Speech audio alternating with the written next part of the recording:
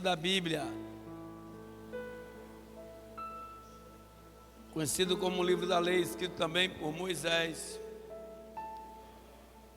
É um entre os 5 livros que iniciam as escrituras sagradas. Amém? Todos acharam? Quem não tem Bíblia, levanta a mão, que a missionária Aliana está ali e ela está levando. Amém?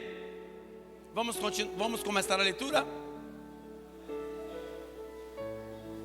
Amém? Cadê a pastora? Aí a onde é que está? Amém?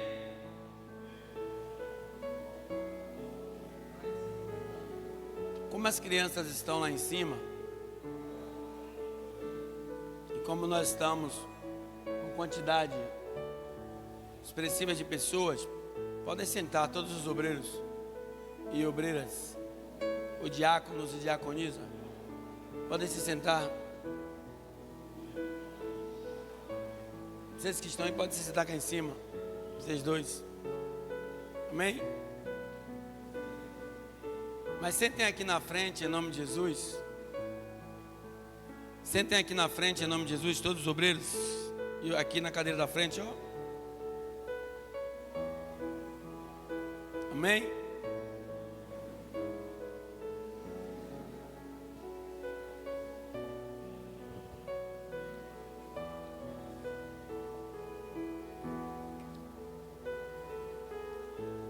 Como a leitura é um pouco extensa, eu vou ler até o verso, em nome de Jesus, de número 24.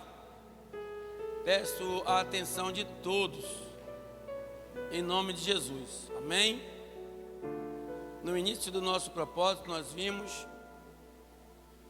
que os sacerdotes levavam ali a lenha, queimavam o holocausto e mantinham o fogo aceso a noite toda, até pela manhã. Um propósito dado por Deus. E daqui a pouco eu vou dar alguns detalhes desse livro, mas antes eu quero ler. E me ajudem em nome de Jesus. Amém? Com os seus ouvidos apurados, para que possamos entender o que Deus quer falar acerca desse propósito que nós estamos falando, ou melhor dizendo, fazendo com sacrifício. Era uma ordenança de Deus, e quando Deus me chamou ali a atenção acerca desse único versículo 6,13 que o auxiliar me falaram, eu li o resto do contexto que antecipava esse versículo 13 e vi algo profundo. Olhe para mim, eu sei que eu vou receber a minha vitória, porque eu nunca vi Deus falar nesse lugar aqui e a vitória não ser adquirida na vida de pessoas que com fé fazem aquilo que Ele ordena. E se simplesmente colocou ali a ideia do versículo, e Deus me colocou a ideia dos utensílios, sacrifício das coisas que seriam feitas. E alogrado a isso, eu não só naquele capítulo como nesse que nós vamos ler agora, nós vamos ter algumas. Está sentindo alguma coisa, menino? Está sentindo alguma coisa esse menino aí?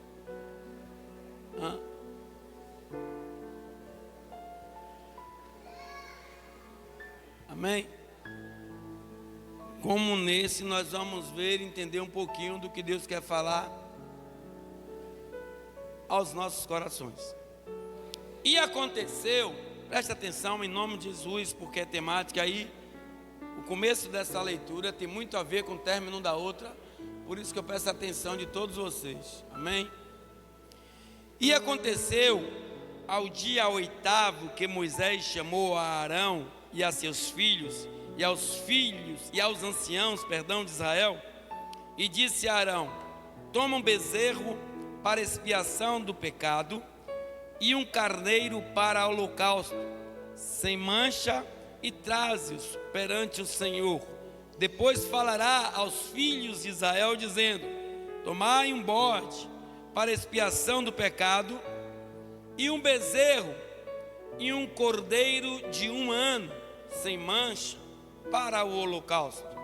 Também um boi e um carneiro por sacrifício pacífico para sacrificar perante o Senhor, e oferta de manjares amassada com azeite, porquanto hoje o Senhor vos aparecerá.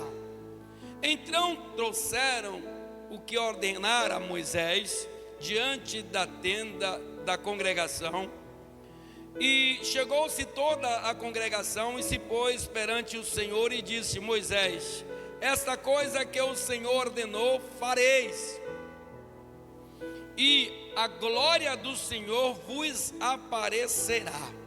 Disse Moisés a Arão: chega-te ao altar e faze a tua expiação de pecado e o teu holocausto, e faz expiação por ti e pelo teu povo. Depois faze a oferta do povo e faze expiação por ele, como ordenou o Senhor. Então Arão se chegou ao altar degolou o bezerro da expiação, que era por si mesmo, e os filhos de Arão trouxeram-lhe sangue, e molhou o dedo no sangue, e o pôs sobre as pontas do altar, e o resto do sangue derramou à base do altar. Mas a gordura e os rins e o redenho do fígado de expiação do pecado queimou sobre o altar, como o Senhor ordenara a Moisés. Porém a carne e o couro queimou com fogo fora do arraial. Depois degolou o holocausto, e os filhos de Arão lhes entregaram sangue, e ele espargueou sobre o altar em redor. Também lhe entregaram o holocausto nos seus pecados com a cabeça, e queimou sobre o altar, e lavou a fissura e as pernas, as queimou sobre o holocausto no altar. Depois fez chegar a oferta do povo, e tomou o bode da expiação do pecado, que era pelo povo, e o degolou, e o preparou por expiação do pecado como primeiro. Fez também chegar o holocausto, e preparou segundo o rito, e fez chegar a oferta de manjares, e a sua mão encheu dela, e a queimou sobre o altar, além do holocausto da manhã. Depois degolou o boi e o carneiro em sacrifício pacífico, que era pelo povo, e os filhos de Arão entregaram-lhes sangue, que esparguiu sobre o altar em redor, como também a gordura do boi e do carneiro, e a cauda e o que cobre a fissura, e os rins e o redenho do fígado. E puseram a gordura sobre o peito, e ele queimou a gordura sobre o altar. Mas o peito e a espada direita Arão moveu por oferta de movimento perante o Senhor, como Moisés tinha ordenado. Depois Arão levantou as mãos ao povo e o abençoou, e desceu, havendo feito a expiação do pecado e o holocausto e a oferta pacífica. Então entraram Moisés e Arão na tenda da congregação. Depois saíram e abençoaram o povo, e a glória do Senhor apareceu a todo o povo, porque o fogo saiu de diante do Senhor e consumiu o holocausto e a gordura sobre o altar, o que, vendo todo o povo, alegrou ou jubilou, e caiu sobre as suas faces. Amém? Um livro difícil de interpretação, um livro bastante complicado de entender, Mas quando nós nos achegamos a Deus, tudo facilita-se. Por quê? Quando nós nos achegamos a Deus, Deus ele se aparece para cada um de nós de uma forma completamente plena, saudável, pacífica e de fácil interpretação. O primeiro capítulo desse livro aí fala sobre chamado, consagração, aonde Deus fala com Moisés acerca de certas coisas que viriam. O capítulo 2 fala sobre a oferta de manjares. Capítulo 3, sacrifício de paz ou das graças. O quarto, sacrifício pelos erros dos sacerdotes. O quinto, sacrifícios pelos pecados ocultos. O sexto, sacrifícios pelos pecados voluntários. O sétimo, a lei da expiação da culpa. E o oitavo, a consagração de Arão e seus filhos. Mas no capítulo 9, começa-se o culto voltado a Deus. No capítulo de número 8, volta aí comigo em nome de Jesus, capítulo 8, versículo 33, diz assim: também da porta da tenda da congregação não saireis por 7 dias, até ao dia em que se cumprirem os dias da vossa consagração, porquanto por 7 dias o Senhor vos consagrará, como se fez neste dia. Assim o Senhor ordenou e fizesse para se fazer expiação por vós. Ficareis, pois, à porta da tenda da congregação de dia por 7 dias e também de noite, e fareis a guarda do Senhor para que não morras, porque assim me foi ordenado. E Arão e seus filhos fizeram todas as coisas que o Senhor ordenara pela mão de Moisés.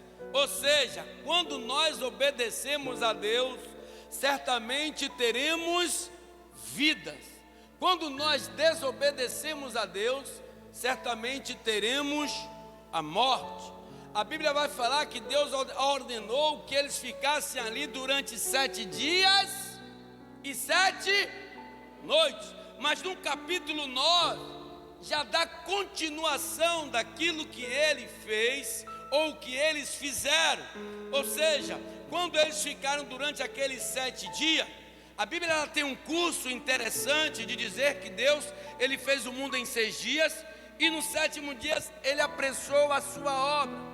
A Bíblia vai dizer que segue-se um curso do qual nós não entendemos ainda. 1º, 2º, 3º, 4º, 5º, 6º, 7º dia e volta para o 1º. Isso aconteceu quando os homens deram ali 6 voltas sobre o muro de Jericó, e na última ou na 7ª vez deram 7 voltas.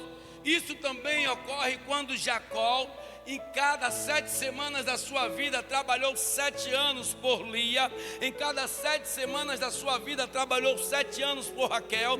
Em cada 7 semanas da sua vida, trabalhou 7 anos para se enriquecer mais do que Labão. E depois dos 28 anos, do 28º ano, mais 7 semanas, louvado seja Deus, ele tão somente se preparou para o Val de Jaboque, para encontrar com Deus, e mudou ali toda a história da vida de Jacó. Interessante é que nesse contexto, Deus ele não faz essa aceitação do 1º dia, porque havia algumas festas judaicas em nome de Jesus, dentre elas a festa do pão asmo, da Páscoa, do tabernáculo. E o que acontece? Nessa festa da Páscoa, após a festa da Páscoa, se eu estiver errado me corrija, tem a festa, louvado seja Deus, de 7 semanas, que são 49 dias. E no 50º dia, a Bíblia vai dizer que há um movimento diferente, onde estavam 120 pessoas reunidas e receberam o Espírito Santo de Deus. Ou seja, louvado seja o Pai, o Filho e o Espírito Santo, a semana das primícias, ou seja, da colheita ou da plantação e da colheita, ela é a festa que representa hoje para cada um de nós, no seu 8º dia, as primícias, que é conhecida como nosso Cristo, ressurreto e Salvador. Mas só que Deus, assim como Ele deu ali no livro de Levi, para a tribo dos levitas, para as pessoas que conviviam naquela época, algo interessante, e Deus foi bastante detalhista. Se você parar para ler, todos os bodes, todos os bezerros, todos os carneiros, todos os cordeiros, da maneira que Deus ordenou que como eles fizessem, era para fazer da forma que Deus ordenou, porque esse livro de Levítico é tão somente chamado um livro para que trouxesse entendimento do homem para viver, baseado sobre as leis de Deus. E ali Deus veio já trabalhando, libertando, ou melhor dizendo, tirando o pecado daquele povo, com as primícias, ou melhor dizendo, com o holocausto e com os sacrifícios que eles faziam, da forma que Deus ordenou a Moisés, e Moisés ordenou a Arão. E interessante é que Moisés, ele indica a Arão para que fizesse sacrifício, para que Deus perdoasse o teu pecado, o pecado do povo junto com os anciãos, e também o pecado dos seus filhos, e também o pecado dos sacerdotes, dos quais no capítulo de número 4, se não me falha a memória, Deus vai falar acerca dessa situação. Pastor, o que é que o senhor quer falar com isso? Meus amados, porque tem coisas ainda que não aconteceram em nossas vidas, é porque esse Deus que esse povo servia, com a notoriedade em que eles serviam, com a certeza que eles serviam, nós paramos de servir há muito tempo, porque nós estamos hoje baseados em fatos reais em nossas vidas, das quais nós só acreditamos nas coisas concretas e desacreditamos nas coisas abstratas, ou seja, naquilo que não é real na nossa visão ou palpável, nisso nós não acreditamos. Eu conheço um Deus que Ele fez uma cirurgia em mim, sem precisar de um único médico, e nem bisturi, e nem anestesia, e eu fui curado, porque eu sirvo a um Deus que Ele faz coisas que os meus olhos não podem ver, mas a minha carne ela pode sentir. E hoje nós vivemos mais felizes, e era para acreditarmos mais em Deus, porque nós temos histórias, principalmente do nosso ressurreto Cristo Jesus, que Ele viveu e fez tantos milagres. Ele morreu, mas 500 pessoas viram Ele vivo outra vez em carne e em osso, e depois tiveram o prazer de algumas pessoas ver Ele subir e o corpo dele lá no céu, posteriormente fora glorificado. Pastor, o que é que o senhor quer falar com isso? Falta mais de mim e você para Deus. Nós acreditamos em palavras de homens, nós acreditamos na força do nosso braço, nós acreditamos na palavra da nossa língua, mas nós não acreditamos naquilo que Deus manda que nós façamos através de profetas. Temos que descer mais, temos que voltar mais para Deus. Como eu falei no início do culto missionário, nós estamos afastados de Deus. Eu te pergunto, se isso fosse nos dias de hoje, pega o teu bezerro, pega o teu bode, pega o teu carneiro, o teu cordeiro. Eram coisas utilitárias do dia a dia daquele povo, de vendas e compras para a sobrevivência daquele povo. E o interessante é que Deus não queria qualquer um. Ele dá até a idade que Ele quer de um ano, e sem mancha, puro, para que fosse dado como cordeiro. Ele já estava antecipando a vinda do teu unigênito filho, porque foi dessa forma que ele apareceu para cada um de nós, sem culpa, sem mácula, sem nenhum tipo de erro, para que o sangue dele fosse derramado lá no holocausto da cruz, em cima do altar, melhor dizendo, da cruz, para que nós fôssemos hoje agraciados por ele, por misericórdia, para estarmos aqui, mesmo sem merecermos. Então valoriza esse Deus que você tem. Quando eu entrei na igreja hoje, havia uma perturbação de pensamento, de entendimento terrível. Pessoas que estão aqui nesta noite, mas a mente está bem longe, porque não estão conseguindo controlar as suas emoções devido aos fatos ocorridos.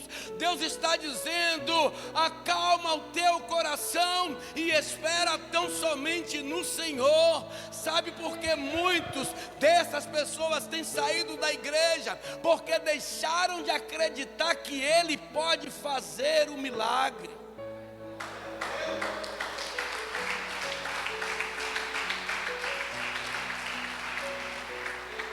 Tem pessoas, Júnior, que vêm para a igreja, com Jesus no teu coração como último recurso. Jesus não pode ser o último recurso da minha e da tua vida. Jesus tem que ser o primeiro recurso.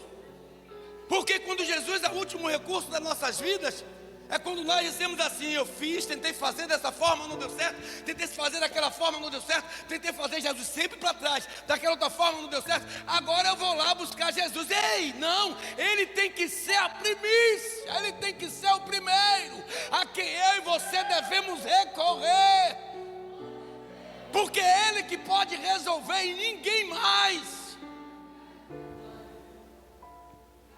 Estamos deixando Deus em segunda parte na nossa vida, ou melhor dizendo, na última parte. Quando acontece qualquer situação que ela depende de algum homem.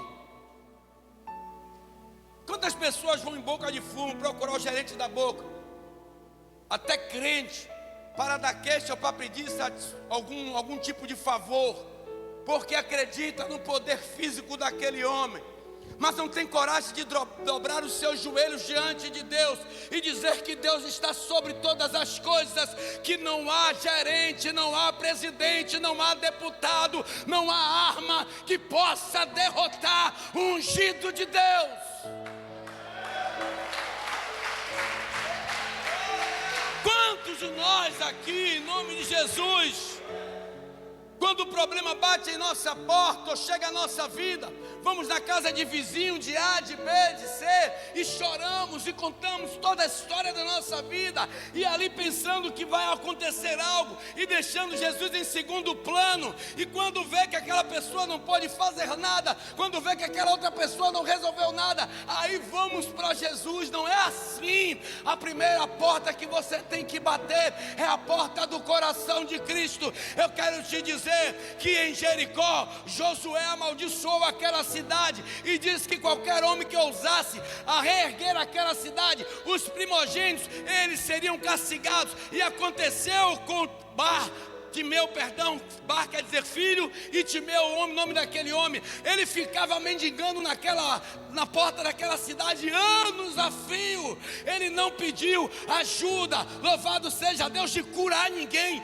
a não ser esmolas. Mas quando ele encontra com Jesus, ou que ele sabe que Jesus está passando ali, Jesus pergunta a ele: o que é que você quer? Quer denário, quer dracma, quer tetradracma? Ele disse: não, eu quero enxergar, porque eu sei que só o Senhor pode fazer eu enxergar. Jesus, diga então: veja.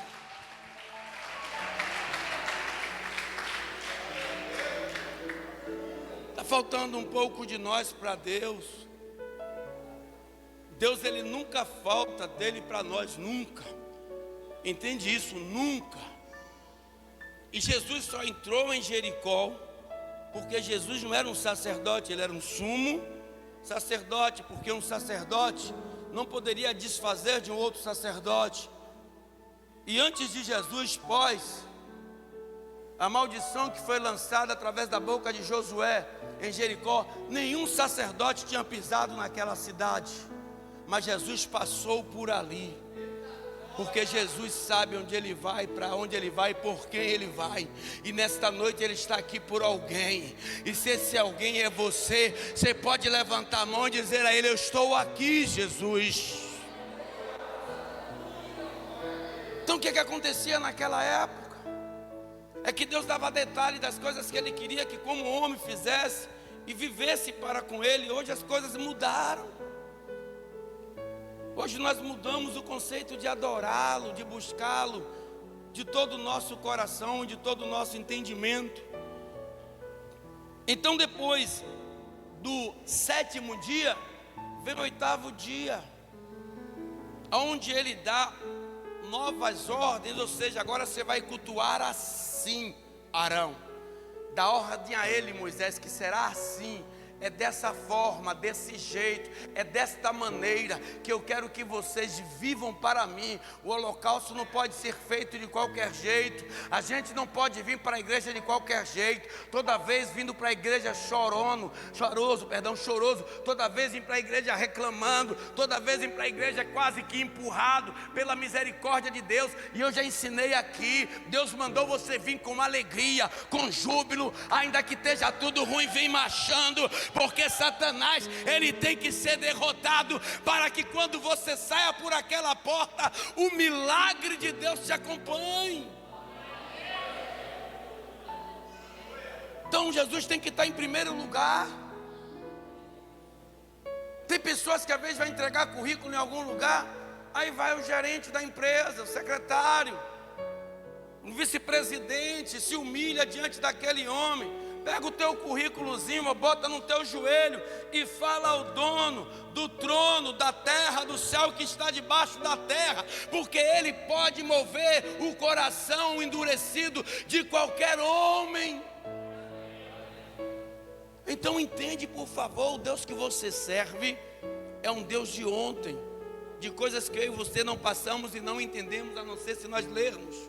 É um Deus de hoje, do presente para a gente. Só acontece quando nós vivemos Ele. Daqui a um segundo eu não sei o que vai acontecer. Eu estou andando para aqui, mas pode minha cabeça mandar para cá ou para cá, eu não sei como é que vai acontecer. É Ele que vai permitir. É um Deus que Ele sabe do futuro 1000 anos diante da gente. Ou seja, de tudo aquilo que a gente não sabe, de tudo aquilo que a gente não entende, Ele sabe de tudo. Então não tem serra na terra, nem nos céus, nem debaixo da terra, que saiba mais de nós do que Ele mesmo. Então a gente tem que entender, a prestar o nosso culto com inteligência a Deus. O problema quando vem durante o dia, durante a semana, durante o mês, ele tem que ficar lá atrás daquela porta, porque quando eu entrar para aqui, eu tenho que entrar vazio, para que ele me preencha, para que ele em nome de Jesus me encha do teu poder, para que quando eu sair daquela porta, a porta abrir, os problemas que estiverem ali, eles se esvairem, sair da minha presença, porque agora eu estou cheio do teu Espírito. Quando nós abaixamos a cabeça, tende-se Satanás a montar, e nós cada dia nos acovardarmos, diante das opressões. Se vê uma notícia ruim, a gente já se deslancha. Não dá mais, acabou. Para que ir para a igreja? Para trazer a sua salvação. Os problemas vão ser solucionados sim ou não, se for pela permissão de Deus. Mas e aí? Se Ele fizer, Ele é Deus. Se Ele não fizer, Ele continua sendo Deus. Então você tem que entender isso. Nem tudo vai acontecer da maneira que queremos ou que esperamos. Então aqui não foi da maneira que Arão, Moisés, os anciãos, sacerdotes, tribo de Levi, os filhos de Arão, que não, é da maneira que Deus quer, e é assim que eu quero. E tem muitos crentes teimosos que Deus diz: gente, é por aqui, vai por aqui, o caminho é esse, a história é essa, a verdade é essa. Mas a gente teimosamente mudamos a direção, como se o controle do volante da nossa vida fosse nosso. Quem disse? Quem controla tudo é Ele. Tudo acontece por intermédio dEle. Se você conheceu essa pessoa que está do seu lado aí, foi Ele que quis. Até essa roupa que você comprou, às vezes você diz, poxa, foi eu que escolhi. Não, foi pela vontade dele, tudo é dele. Cada fio do cabelo que você tem na cabeça, ele conta a cada um, ele sabe quantos você tem na cabeça. Ele conhece cada estrela do céu, cada uma, bilhões e bilhões pelo seu nome. As inúmeras areias do mar, ele sabe quantas tem em todos os mares da terra. Nós não somos absolutamente nada, temos que entender uma coisa: somos completamente dependentes de Deus, igreja. Fazemos uma coisa ali e outra aqui, que às vezes nos vangloriam, mas Ele é que pode todas as coisas. Sempre quando a gente requer alguma coisa de alguém, ou chega atrasado, ou às vezes não chega, ou quando chega de uma maneira inesperada, mas Ele não se atrasa. Ele nunca se atrasou. Não pense que o milagre não aconteceu porque ele está atrasado. Não pense que a bênção não chegou porque talvez ele te ache inapto para te abençoar. Negativo. É porque ele sabe o exato momento, a hora, o minuto, o milésimo de segundos que ele tem para te abençoar.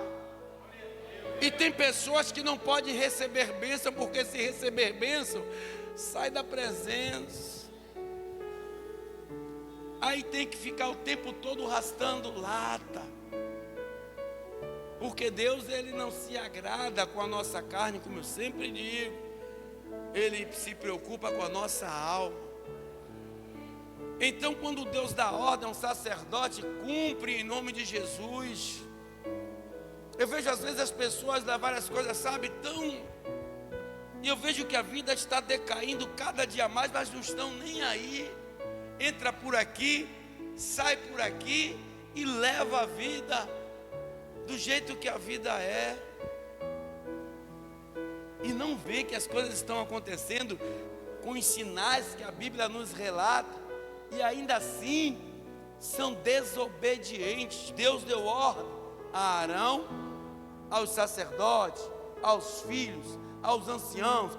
Todos eles tiveram que fazer conforme a vontade de Deus.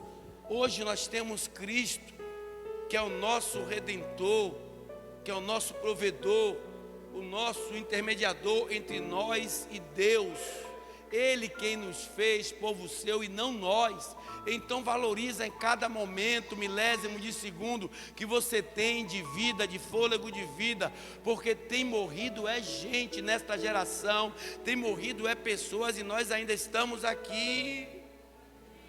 Não falo só de enfermidade, como de assassinato, acidentes, todos os dias, e parece que estão triplicando as coisas. E nós estamos aqui porque Deus fez escolha de mim e de você. Então aproveita cada ar, um momento de ar que você respira diante de Deus, porque Ele quer te abençoar.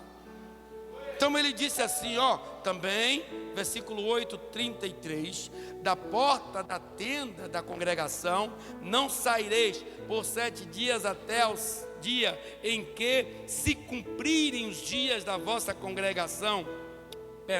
consagração, porquanto por 7 dias o Senhor vos consagrará, como se fez nesse dia, assim o Senhor ordenou e fizesse para fazer expiação por vós. Ficareis, pois, à porta da tenda da congregação, dia e noite por 7 dias, e fareis a guarda do Senhor, para que não morrais, porque assim me foi ordenado. E Arão e seus filhos fizeram todas as coisas que o Senhor ordenara pela mão de Moisés. Tem que ter alguém que te avise, tem que ter alguém que te indique, tem que ter alguém que adverta você, tem que ter alguém que lhe auxilie, porque nós temos que ter um guia espiritual abaixo de Deus, e eles chamam-se sacerdotes ou profetas de Deus na terra, para trazer em nome de Jesus a direção qual nós devemos seguir, igreja. Quantos crentes hoje têm quebrado a cara? Quantos crentes hoje estão fora da presença de Deus por desobediência ou desacato à autoridade de Deus na terra? Aprende uma coisa: quanto mais você se humilhar diante de Deus, mais exaltado você será diante dos homens. Porque todo aquele que se humilha diante de Deus, Deus o exaltará. Nunca pense que você é alguma coisa ou que você pode. Sempre põe uma coisa no seu pensamento: eu sou completamente dependente de Deus e devo toda a satisfação, ou melhor dizendo, a satisfação de toda a minha vida a Ele. Teu trabalho, a tua esposa, teus filhos, maridos, os teus bens, eles nunca são superiores ao nosso Deus. Porque quando Ele quer, Ele tira tudo. E nós ficamos sem nada, para a gente entender que Ele é Deus. Pastor, mas por que? Me explica aí. Tem gente que vive, são tantos iates, Júnior, de 30 milhões, aviões a jato, pessoas que nem tiveram estudos, pessoas que fizeram faculdades e ganham um mísero R$2.000 por mês. Meu amigo, nosso tesouro não está atrelado a isso aqui, não. A nossa esfera não é terrena, não, ela é celestial, e lá é terra no Lilian. Deixa quem quiser gozar dessa vida que está gozando. Eu não tenho inveja, quero morrer aqui. Se eu tenho inveja de quem tem iate, de quem tem jato, de quem ganha 70 milhões de euros por mês, eu não tenho inveja de nada disso. Eu quero estar vestido, quero estar me alimentando. Eu não quero é perder a minha salvação, porque naquele grande dia, aquele que vai estar do lado de lá, vai pedir a eu que estou do lado de cá, no seio de Abraão, pede aí a ele aí para molhar minha boca aqui. Eu digo: cadê os seus 70 milhões de euros por mês? Cadê os teus iates, teus empregados? Cadê tuas concubinas? Cadê? Agora valeu de quê? Ainda há momento de nós que vivemos serenamente valorizar cada dia o pãozinho com manteiga, ou sem manteiga, o ovo com farinha. Às vezes você até chora, né? Rapaz, eu não acredito nisso. Como é que pode eu servindo a Deus e comendo ovo com farinha, pão sem manteiga? Como a farinha com açúcar é gostoso, já comi muito. Farinha com açúcar, oxe. Já comi aqui, não foi, ó? Não foi eu e você, não foi, meu? Deu uma fome terrível, 1h pouca da manhã. Estava eu, Robson e Jonathan. Ainda tive que disputar com o Jonathan, com essa boquinha dele. Procurei um negócio para comer, não tinha mais nada. Digo: rapaz, urrou. E olha que eu sou difícil de sentir fome. Ali mesmo onde o Rogério está, tinha uma mesinha ali preparada, malhada, aquela nossa mesa. De repente, quando eu olhei para um lado e para o outro, só tinha farinha e açúcar. Eu me lembrei dos velhos tempos. Eu digo: opa, aí esse daí veio com uma boca pequenininha. Que é isso aí, pastor? Eu digo: pô, Jonathan, é farinha com açúcar, velho. Ele está querendo também, velho? Eu estou com fome. Aí eu dividi a farinha com açúcar para ele. E a gente tem que se alegrar com isso. Enquanto nós estávamos aqui, tinha pessoas charlando com jacuzzi em seus apartamentos, tomando banho de piscina com água termal, que chama? Como é? Com água morna, borbulhando, tomando uísque, vinho, né? Cheirando a carreirazinha de cocaína dentro dos seus palácios. Ninguém está vendo, a polícia não prende. Cheio de dinheiro, cheio de tatuagem, fumando um beckzinho de maconha, ligando para uma concubina: vem cá, prostituta de primeira linha, nenhuma de vocês aqui chega aos pés. Cerveja aqui, pessoas daqui que pobre nunca nem viu, isso que nem conhece, né? E nós comendo farinha com açúcar. Mas quando chegar naquele dia, aí vão nos chamar de Lázaro. Não é Lázaro de Betânia, não. Lázaro que morreu com um milionário. Valorize a sua vida. Valorize a sua vida, a sua existência, pastor. Valorize cada momento que você está vivendo. cada luta que você está passando, sacrifique-se sim para Deus, porque Ele pode te dar o melhor. Não se humilhe para o homem, não conte os seus maiores sonhos para ninguém. Eu vi um rapaz dizer: não, você pode contar uma pinóia que eu vou contar, com tantas pessoas querendo o teu mal, querendo atrasar teu lado. Conta para Deus, diz: Deus, eu tenho um sonho. Ele veio para cá. É por isso que eu não gosto. Não mande para mim não, esses caras que ficam com essas frases de efeitos aí. José contou o sonho dele, Deus abençoou José, mas porque José contou, foi parar como um escravo, vendido, jogado no calabouço. Deus que mudou a história de José. Essas frases de efeito, aqueles caras, aquela palhaçada, nem mande para mim que eu nem olho. Nem mande que eu não olho. Aqueles abestalhados de plantão. Que Deus não sei o que. É fácil. Quero ver viver aquilo. Que José contou o sonho dele, mas eu vi o que foi que aconteceu. A gente tem que ver isso aqui, ó. É a palavra. E quem vive a palavra não chora quando come ovo, sorri, dá glória a Deus. Quem vive a palavra não vive de frases de efeito para agradar, chamar a atenção de ninguém, para ter milhões de seguidores, não. Vive a verdadeira palavra. Não vive querendo chamar a sua atenção de outrem, não. Vive querendo chamar, Júnior, a atenção de Deus, porque dele, por ele, para ele, sim. Aí sim são todas as coisas.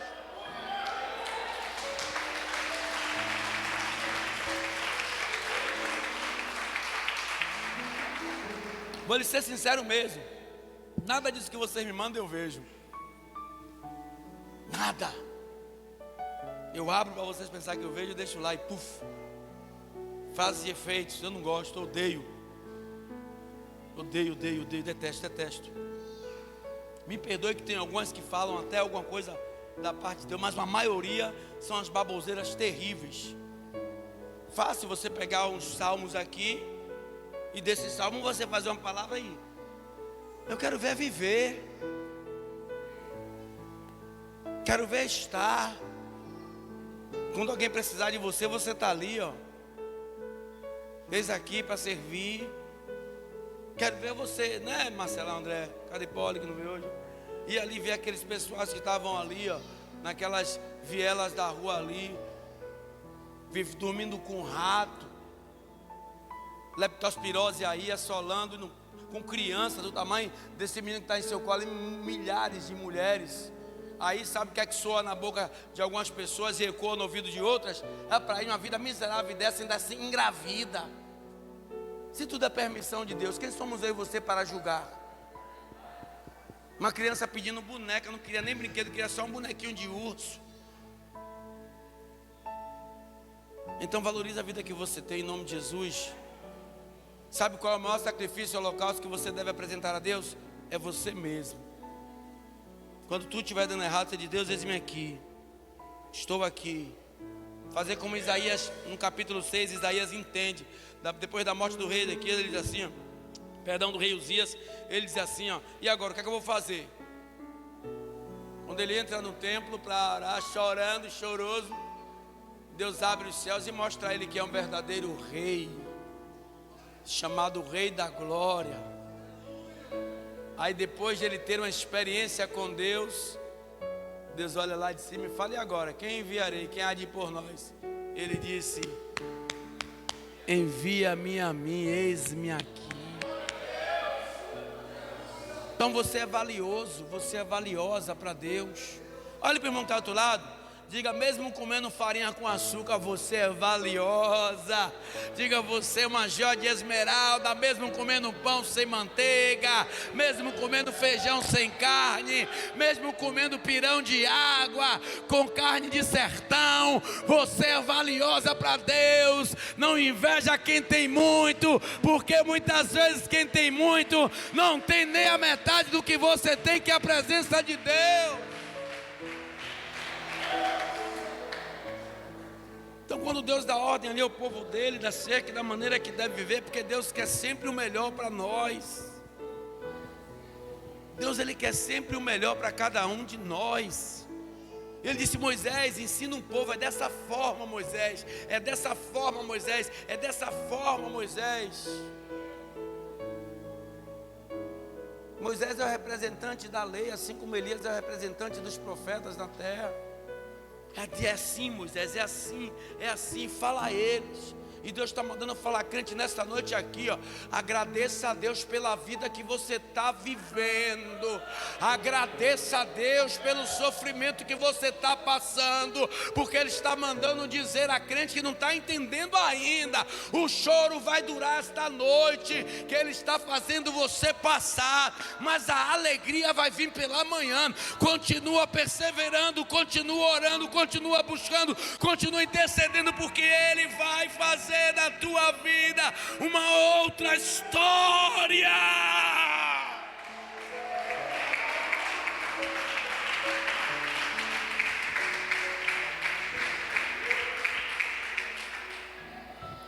Não somente dá ouvidos a Deus. Dá ouvidos a Ele, tão somente. O que eu tenho que fazer, Senhor? Não vive em cima do muro. Não ande servindo a dois senhores. Infelizmente, hoje nós estamos vivendo numa época na geração, Paulo, que nós vamos em 70 igrejas. Em 30 nós ouvimos a verdade. Mas em 40 delas são passar de mão em cima da cabeça, está tudo bem. Não. Temos que nos consertar, nos endireitar, servir a Deus com espírito e em verdade. Está ruim, mas está com Deus, está gostoso. Está difícil, está com Jesus, está gostoso. Aprenda a viver, para de reclamar, para de contar os teus problemas aos outros, para de ficar batendo em portas erradas. O momento é esse, a história é essa, a hora é essa, em nome de Jesus. Fica de pé em nome de Jesus, aplaudindo a Ele.